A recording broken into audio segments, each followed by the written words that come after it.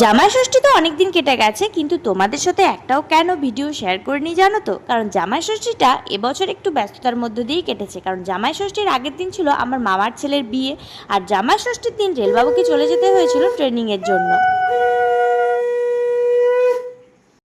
আর এদিকে আমার দশভুজা মা জামাই আদরে কোনো খামতি রাখবে না বলে সকাল সকাল নিজেই বসে পড়েছে এই গলদা চিংড়ি আর ইলিশ মাছ নিয়ে। আর এই দেখো, সুন্দর করে জামাইয়ের জন্য সাজিয়ে গুছিয়ে নিয়েও চলে এসেছে। জামাই খেতে পারুক কি না পারুক, খাওয়াতে তো হবেই।